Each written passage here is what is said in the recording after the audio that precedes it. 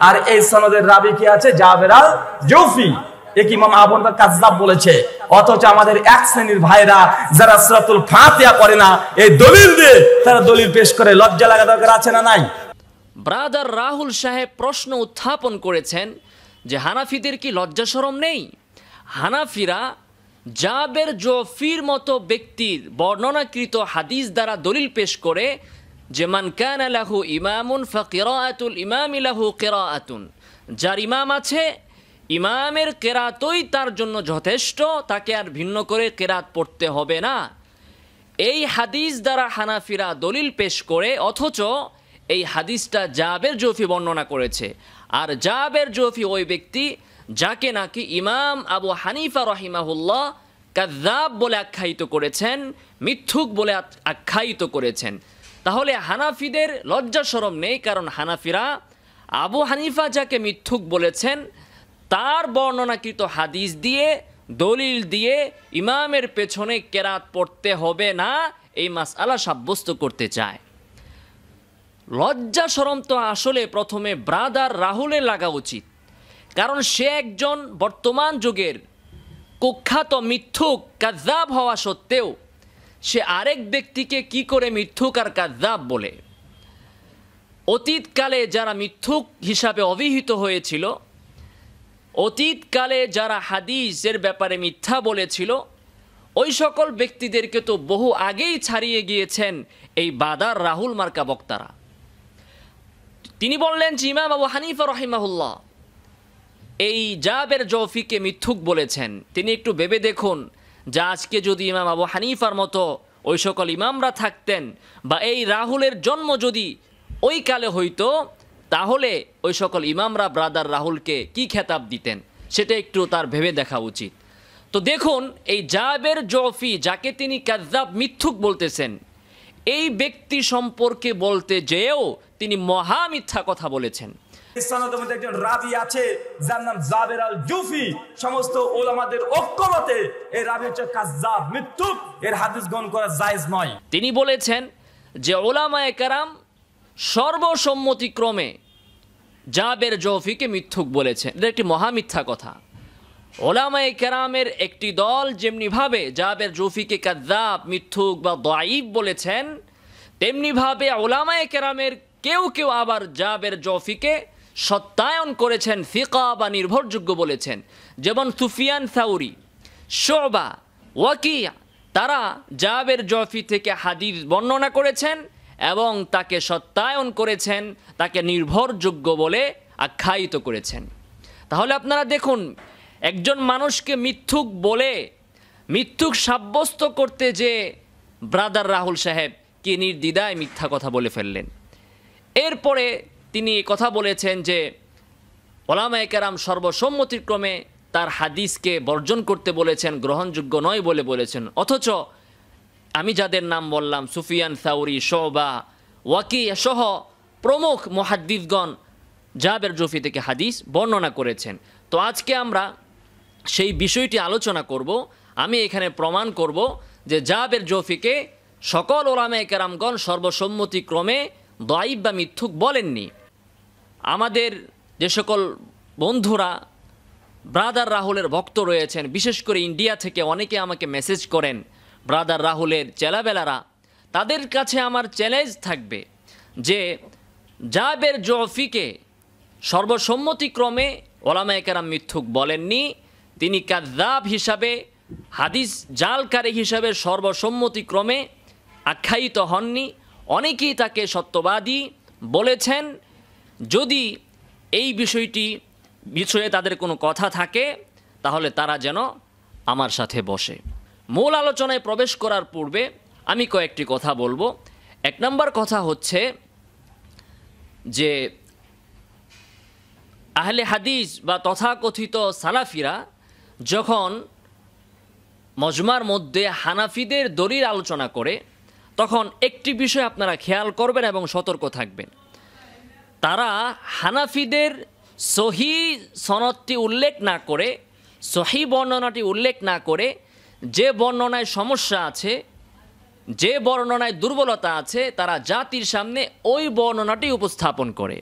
যেমন মান কানা লাহু ইমামুন ফাকিরাআতুল ইমামি লাহু কিরাআতুন, যে ব্যক্তির ইমাম আছে, ইমামের পেছনে যে ইক্তেদা করেছে, ইমামের কেরাতই তার কেরাত, এই হাদিসটা সহি সনদেও বর্ণিত আছে। জাবের জৌফিকে বাদ দিয়েও এখানে সনদ আছে, কিন্তু ওই সহি সনদটি ব্রাদার রাহুলরা উল্লেখ করবে না। তারা এই জাবের জৌফিওয়ালা সনদটি উল্লেখ করবে, কারণ জাবের জৌফিকেও মুহাদ্দিসরা মিথ্যুক বলেছেন কেউ কেউ, আর এরাও হচ্ছে মিথ্যুক। তো মিথ্যুককেই পছন্দ করে। এজন্য ভালো সনদ থাকতে ওই মিথ্যুক হিসাবে আখ্যায়িত কারো কাছে ওই ব্যক্তির সনদটি তারা উপস্থাপন করে তারা একটা ডায়লগ দিবে, তারা হাক দিবে, একটা চিল্লানি দিবে যে জাবের জৌফি সম্পর্কে আবু হানিফা বলেছেন যে জাবের জৌফি হচ্ছে মিথ্যুক। আপনারা কিছুদিন পূর্বেও দেখেছেন যে মুআজ্জম নামের এক বক্তা তথাকথিত লামাযহাবীদের, সে যখন নাকি বলেছে যে ঈদের তাকবীরটা জাল এবং বানোয়াট, তখনও সে এই জাবের জৌফি থেকে আল্লাহ রাসূল সাল্লাল্লাহু আলাইহি ওয়াসাল্লামের যে মারফু হাদিস আছে সেটা সে উল্লেখ করে বলল এটা জাল এবং বানোয়াট। কিন্তু এই তাকবীরটা যে সহি সনদ ইবনে মাসউদ থেকে আছে, অন্য সাহাবীদের থেকে আছে, এই বিষয়টা কিন্তু সে এড়িয়ে গেল। এটাই হচ্ছে তাদের আদত, তাদের অভ্যাস। তারা জাতির সামনে অপর পক্ষের দলিলগুলোর দুর্বল সনদ উপস্থাপন করে জাতির সাথে প্রতারণা করতে চায় এবং জাতিকে বিভ্রান্ত করতে চায়। সহি সনদটি তারা এড়িয়ে যায়। 2 নম্বর কথা হচ্ছে যে এই সকল সালাফি আহলে হাদিস নামধারী ভাইয়েরা, তারা সব যে মিথ্যা কথা বলেন বিষয়টি কিন্তু এমন নয়। তারা কিছু কিছু সত্য কথাও বলেন, আংশিক সত্য কথা তারাও বলেন। যেমন এই জাবের জৌফি সম্পর্কে তিনি যে বলেছেন যে তিনি কাযযাব মিথ্যুক, কথা ঠিক আছে, কিন্তু তারা যেটা করেন সত্যের সাথে কিছু মিথ্যার আবরণের মিশ্রণ ঘটান, কিছু অতিরঞ্জন করেন। যেমন তিনি যদি বলতেন যে জাবের জৌফি সম্পর্কে অনেক মুহাদ্দিসরা বলেছেন যে তিনি কাযযাব, কথা ঠিক ছিল, কিন্তু এতটুকু না বলে এখানে তিনি অতিরঞ্জন করে বললেন যে জাবের জৌফিকে সকল ওলামারা সর্বসম্মতিক্রমে মিথ্যুক বলেছেন যে তার হাদিস গ্রহণযোগ্য নয়। এটাই হচ্ছে তাদের ভুল এবং এটাই হচ্ছে তাদের খিয়ানত এবং এটাই হচ্ছে তাদের বাড়াবাড়ি। অনুরূপভাবে যদি তারা মাহফিলের মধ্যে কথা বলতেন যে আব্দুল্লাহ ইবনু জুবাইর এবং তার পেছনে যারা মুসল্লিরা ছিলেন তারা এত জোরে আমিন বলেছেন যে মসজিদের মধ্যে একটি শোরগোল তৈরি হলো, আওয়াজ তৈরি হলো, ঠিক ছিল। কিন্তু এই জায়গায় তারা একটু বাড়িয়ে বলবে কি যে আল্লাহ রাসূল সাল্লাল্লাহু আলাইহি ওয়াসাল্লাম বিশ্বনবী এবং তার সাহাবীরা এত জোরে আমিন বলতেন যে মসজিদের মধ্যে কম্পন সৃষ্টি হয়ে যেত। তো এই হচ্ছে তাদের চরিত্র, তারা সত্যের সাথে মিথ্যার আবরণ মিশ্রিত করে ফেলে। যেমন নাকি আমরা জানি যে পূর্বের যুগে যারা গণকরা ছিল তারা সত্য কথা বলতো 10টি আর এর সাথে 90টি মিথ্যা কথা মিশাতো। তো মানুষ ওই 10টা সত্য শুনে তাদের ভক্ত হয়ে যেত, বাকি যে 90টা মিথ্যা এটা আর মানুষের চোখে ধরা পড়তো না। তো 10টি মিথ্যা কথা তারা কি করে জানতো? তারা ওই যে শয়তান তখন আকাশ পর্যন্ত যেতে পারত, ওখান থেকে ফেরেশতাদের কিছু কথা চুরি করে এনে ওই গণকদেরকে বলতো, গণকদের কাছে সাপ্লাই করত, আর গণকরা সেটা মানুষকে ওই সত্যের সাথে আরও কিছু মিথ্যার মিশ্রণ ঘটিয়ে বর্ণনা করত। 3 নম্বর যে বিষয়টি আমি বলবো সেটি হচ্ছে অনেক লামাযহাবী সালাফি তথাকথিত আহলে হাদিস ভাইয়েরা, তাদের একটি বড় সমস্যা হচ্ছে তারা যেমনিভাবে কিতাব বুঝে পড়েন না, ভালো করে পড়েন না, তেমনিভাবে আলোচনাও তারা ভালো করে শোনেন না। আলোচনার বিষয়বস্তু কি, বক্তা কি দাবি করছেন সেটা তারা বোঝার চেষ্টা করেন না। যেমন আমি কিছুদিন আগে একটি ভিডিও বানিয়েছি, সেখানে আমার বক্তব্য ছিল যে এই যে ব্রাদার রাহুল, সে মুসান্নাফ আব্দুর রাজ্জাকের হাদিস যেখানে আছে আব্দুল্লাহ ইবনু জুবাইর এবং মুসল্লিরা জোরে আমিন বললেন আল্লাহ রাসূলের অনেক পরে, ওই হাদিসটাকে সে মিথ্যা তর্জমা করলো, হাদিস নিয়ে জালিয়াতি করে বলল যে বিশ্ব নবী এবং তার সাহাবীরা এত জোরে আমিন বলতেন যে মসজিদে নববী কেঁপে উঠত। তো আমার প্রতিবাদটা ছিল সেটা যে এখানে ব্রাদার রাহুল সে হাদিসটা জালিয়াতি করেছে, আব্দুল্লাহ ইবনে জুবাইরের ঘটনাকে রাসূলের নামে সে চালিয়ে দিয়েছে। তো এই বিষয়টা যখন আমি বললাম, অনেক সালাফিরা তারা কমেন্ট করলো, আমাকে মেসেজ করলো যে মদিনাতে তো জোরে আমিন হয়, জোরে আমিন বললে কি নামাজ হবে না? জোরে আমিন বলা কি সুন্নাহ না? আমি তো বলিনি যে জোরে আমিন বললে নামাজ হবে না, আমি তো বলি নাই যে জোরে জোরে আমিন বললে সুন্নত আদায় হবে না। যেমনিভাবে জোরে আমিন বলা সুন্নাহ, আস্তে আমিন বলা সেটাও সুন্নাহ, এটা একটা মুখতালাফি মাসালা। কিন্তু আমাদের প্রতিবাদ হচ্ছে ওই জোরে আমিনকে সাব্যস্ত করতে যে আপনি যখন একটি হাদিসের জাল অনুবাদ করবেন তখনই আমরা প্রতিবাদ করব। জোরে আমিনকে সাব্যস্ত করতে যে আপনি যখন বলবেন আস্তে আমিন বললে নামাজ হবে না, তখন আমরা সেটার প্রতিবাদ করব। তো আমি কি বলছি সেটা যেন ওনারা ভালো করে আগে শুনেন, তারপরে এটার প্রতিবাদ করেন। তো আজকে আমার আলোচনার বিষয় কোনটা? সেটা হচ্ছে যে জাবের জুফিকে কোনো মুহাদ্দিস মিথ্যুক বলেছেন, কিন্তু সর্বসম্মতিক্রমে সকল আলেমরা তাকে মিথ্যুক বলেন নাই, অনেকেই তাকে সত্যবাদী বলেছেন। এই বিষয়গুলো দেখার জন্য রিজালের কিতাবগুলো আপনি দেখতে পারেন। তার মধ্য থেকে একটি কিতাব হচ্ছে মিজানুল ইতিদাল। আপনি আরও অন্যান্য যে কিতাবগুলো আছে, আল কামিল দেখুন, ইত্যাদি কিতাব দেখুন, সেখানে পেয়ে যাবেন। তো মিজানুল ইতিদালে বলা হচ্ছে, সুফিয়ান সাউরি বলছেন, কানা জাবির আল জুফি ওয়ারান ফিল হাদিস মা রাআইতু আওরা মিনহু ফিল হাদিস। হাদিস বর্ণনা করার ক্ষেত্রে জাবের জুফি খুব সতর্ক ছিলেন, এবং হাদিস বর্ণনা করার ক্ষেত্রে এত সতর্ক আমি আর কাউকে দেখি নাই। কে বলতেছেন এটা? সুফিয়ান সাউরির মতো একজন মুহাদ্দিস, তিনি বলতেছেন। প্রসঙ্গক্রমে বলে রাখি যে জাবের জুফিকে যারা মিথ্যুক বলেছেন, যারা তার সমালোচনা করেছেন, কেন করেছেন? জাবের জুফি ছিলেন শিয়া, তিনি রজাআতে বিশ্বাস করতেন, অর্থাৎ আলী রাদিয়াল্লাহু তাআলা আনহু পৃথিবীতে আবার ফিরে আসবেন, এই বিশ্বাসে তিনি বিশ্বাসী ছিলেন। এই বিশ্বাসের কারণে মুহাদ্দিসরা যারা তাকে মিথ্যুক বলেছেন, এই বিশ্বাসের দিক থেকে বলেছেন। কিন্তু হাদিস বর্ণনা করার দিক থেকে অনেকেই তার সুনাম করেছেন, যেমন সুফিয়ান সাউরি বললেন যে এত সতর্ক আমি আর কাউকে দেখি নাই। এরপরে দেখুন শুবা, তিনি বলেছেন সাদুক।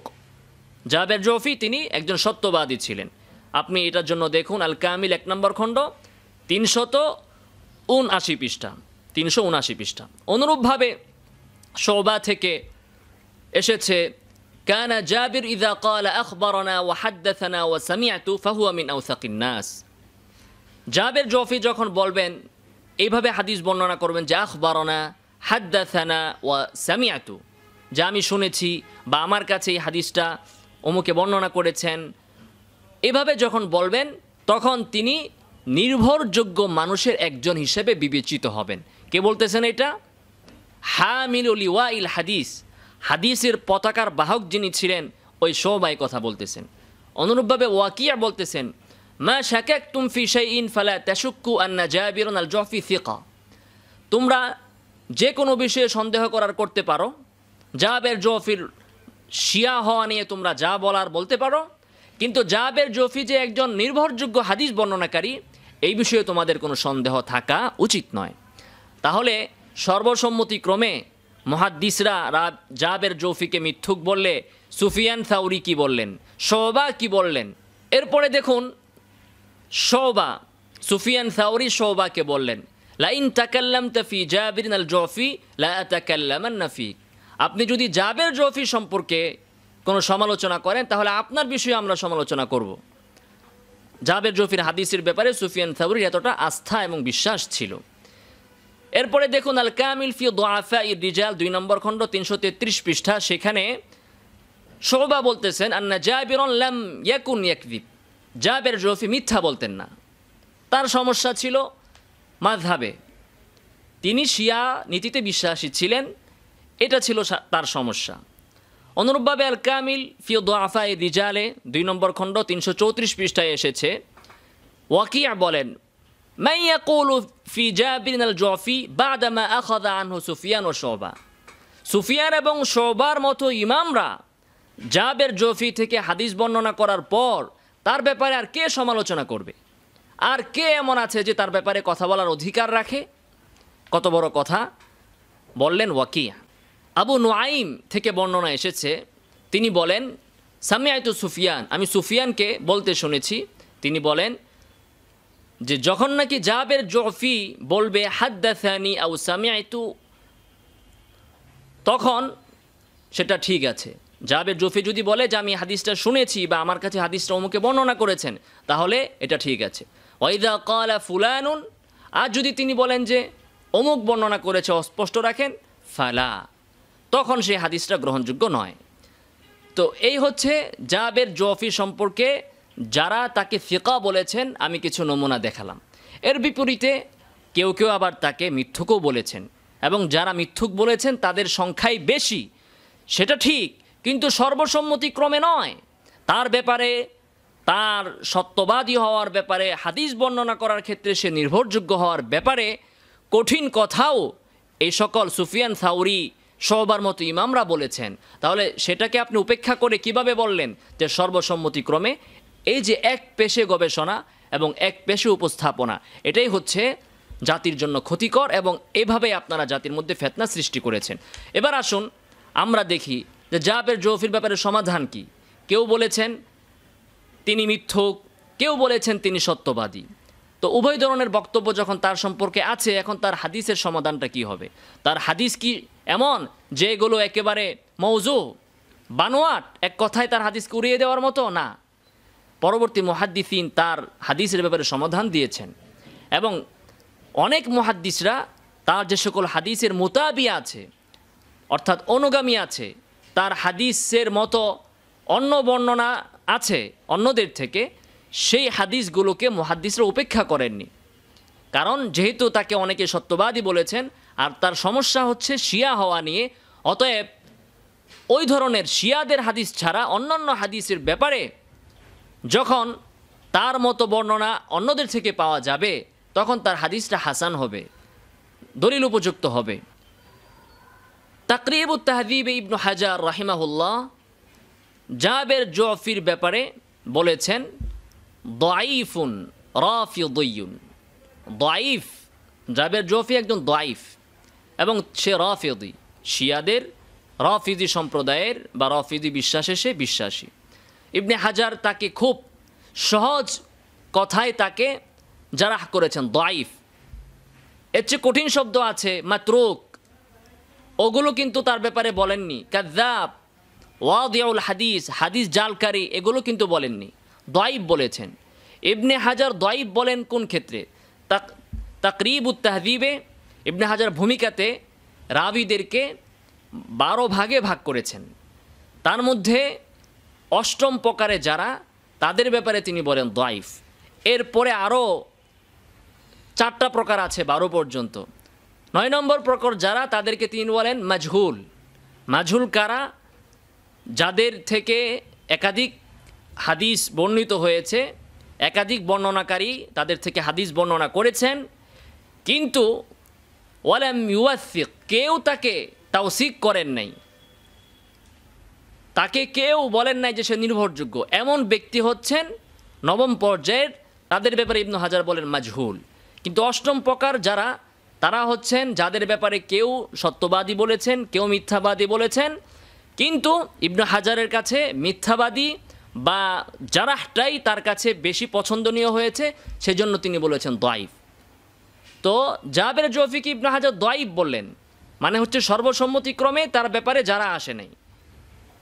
আচ্ছা, এরপরে দেখুন 9ম প্রকার। 9ম প্রকার হচ্ছে যাদের ব্যাপারে ইবনে হাজার বলেন মাতরুক। এরা কারা?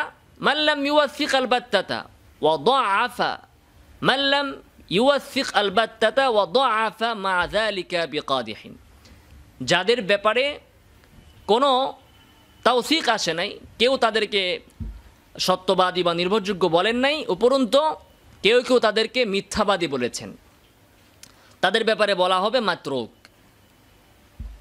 10ম প্রকার হচ্ছে যাদেরকে মিথ্যার তুহমত দেওয়া হবে, অভিযোগ দেওয়া হবে, তারা 10ম প্রকার।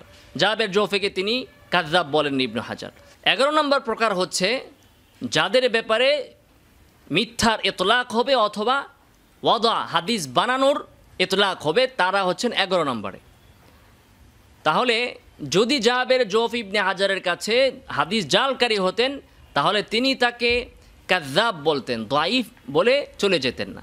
তো যাই হোক, ইবনু হাজার রাহিমাহুল্লাহ তাকরিবুত তাহযীবের ভূমিকায় হাদিস বর্ণনাকারীদের অবস্থা ভেদে তাদেরকে 11 ভাগে ভাগ করেছেন। এবার আসুন, জাবের জৌফি সম্পর্কে সবচেয়ে সুন্দর সমাধান দিয়েছেন ইবনু আদি তার গ্রন্থ আল কামিল ফি দুআফাই রিজাল, এই গ্রন্থে। আসুন দেখি তিনি কি বলেছেন। ইবনু আদি বলেন, ওয়ালি জাবিরিন হাদিসুন সালিহুন ওয়াকাদ রাওয়া আনহু আস-সাউরি আল কাসীর। জাবের জৌফির সালেহ নির্ভরযোগ্য হাদিস আছে, তার থেকে সুফিয়ান সাউরি অনেক হাদিস বর্ণনা করেছেন। ওয়া শুবা আকাল্লু রিওয়ায়াতান আনহু মিন আস-সাউরি, আর শুবা সুফিয়ান সাউরি থেকে কম বর্ণনা করেছেন। ওয়া হাদ্দাসা আনহু জুহাইর, জাবের জৌফি থেকে জুহাইর হাদিস বর্ণনা করেছেন, শারিক বর্ণনা করেছেন, সুফিয়ান সাউরি বর্ণনা করেছেন, হাসান ইবনু সালেহ বর্ণনা করেছেন, ইবনু উয়াইনা বর্ণনা করেছেন, ওয়া আহলুল কুফা ওয়া গায়রুহুম, আহলে কুফা বর্ণনা করেছেন এবং অন্যরা বর্ণনা করেছেন। এরপরে তিনি বলছেন, ওয়াকাদ ইহতামালাহুন নাস ওয়া রাওয়া আনহু, ওনার এই যে শিয়া হওয়াটা এটা লোকেরা বরদাস্ত করে নিয়েছে এবং তার থেকে হাদিস বর্ণনা করেছে। ওয়া আম্মাতু মা কাযাফুহু আন্নাহু কানা ইউমিনু বির-রাজআ, বেশিরভাগ মুহাদ্দিসগণ তাকে বর্জন করার কারণ হচ্ছে যে তিনি রজাতে বিশ্বাস করতেন, অর্থাৎ হযরতে আলী দুনিয়াতে আবার ফিরে আসবেন এই মতে তিনি বিশ্বাসী ছিলেন। এই কারণে তার হাদিসকে মুহাদ্দিসরা বর্ণনা করেছেন, তার হাদিসের সমস্যার কারণে নয়। ওয়াকাদ হাদ্দাসাহু আনহু সাউরি মিকদার 50 হাদিসান, সুফিয়ান সাউরি তার থেকে 50টার মতো হাদিস বর্ণনা করেছেন। ওয়ালাম ইয়াতাখাল্লাফ আহাদুন ফির রিওয়ায়াতি আনহু, তার থেকে বর্ণনার ক্ষেত্রে কেউ পিছপা হননি। ওয়ালাম আরা লাহু আহাদিস জাওয়াজাত আল মিকদার ফিল ইনকার, মুনকার হওয়ার ক্ষেত্রে সীমা লঙ্ঘন করেছে, মানে অতিমাত্রায় মুনকার, এমন কোনো হাদিস আমি তার দেখিনি, ইবনে আদি বলছেন। ওহুয়া মা হাযা কুল্লিহি আকরাবু ইলা দুফি মিনহু ইলা সিদকি, এত কিছুর পরেও সব দিক বিবেচনায় তিনি সিদকের তুলনায় দোফের বেশি নিকটবর্তী, মানে সত্যবাদী বা নির্ভরযোগ্য হওয়ার তুলনায় তিনি দাঈফ হওয়ার বেশি নিকটবর্তী। কাযযাব বলেন নাই, কিযবের নিকটবর্তী সেটাও বলেন নাই, দাঈফ এটাও বলেন নাই, দাঈফের অধিক নিকটবর্তী, পুরোপুরি দাঈফ ডাইরেক্ট তিনি বলেন নাই।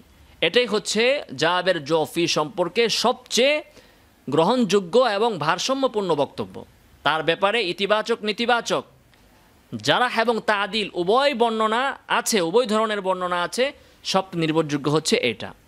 দেখুন, বর্তমান যুগের একজন মুহাক্কিক বাশশার আওয়াদ মারুফ, তিনি তাহযীবুল কামাল এর তাহকিক করেছেন। সেখানে তিনি বলেন, আন্না মুআযামা মা তুহিমা বিহি ইন্নামা জা মিন জিহাতি গুলুবিহি ফি আকিদাতিহি, তাকে যে অভিযোগ দেওয়া হয় তার ব্যাপারে, তার অধিকাংশ অভিযোগটা এসেছে তার আকিদার ব্যাপারে বাড়াবাড়ির কারণে।